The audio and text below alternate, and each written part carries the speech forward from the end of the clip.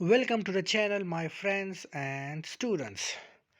So the topic is when and how do we use EG, IE and ETC.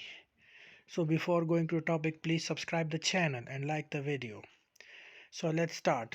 We see EG, IE and ETC all the time in English texts. All three actually come from Latin. These are Latin words. It's not always apparent what exactly these abbreviations mean. There's also the problem of how to read them. So let's take a look at EG, IE, and ETC one by one. So let's start. EG. EG, what is EG? In Latin, exempli gratia. The abbreviation EG means for example, and that is usually how we say it when reading a text aloud. When we reading it, we say for example. So we would never read it as the Latin exempli gratia. We are not saying it Latin exempli gratia. We use EG before an item or list of items that represents an example of something previously stated. Let's see. It will clear your issue. Written.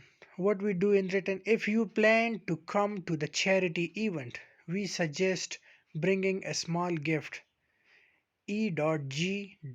A toy, teddy or book. And in spoken, we suggest bringing a small gift, for example, a toy, teddy or book. So this is the difference in written and spoken when we use EG.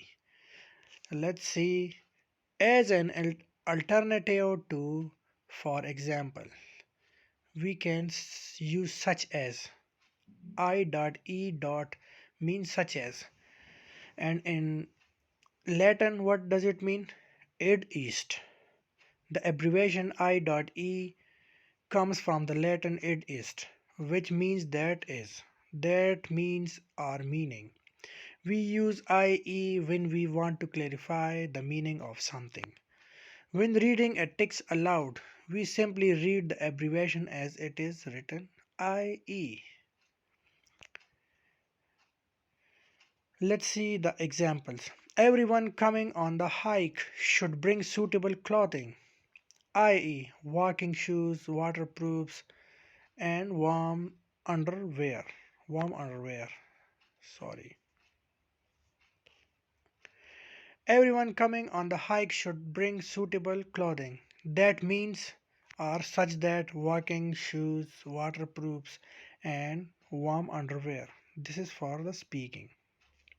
If you are Generation X, i.e., you grew up in the 70s and 80s, you probably remember the many American detective TV shows of those times. So, this is for written and for speaking. If you are Generation X, meaning you grew up in the 70s and 80s, you probably so on. Let's look on etc. etc. What did this mean? Etc. So this is the abbreviation of etc. again from Latin. We use etc. at the end of an incomplete list. It tells the reader that the list is longer, but all items were not included. We always read etc. aloud as etc., never as the individual letters E, T, and C. One alternative to etc is and so on. However, some people consider etc and so on lazy writing. They prefer to use such as. Let's see the example. He wanted to reduce his intake of carbohydrates, so he stopped eating spaghetti, rice, potatoes, etc.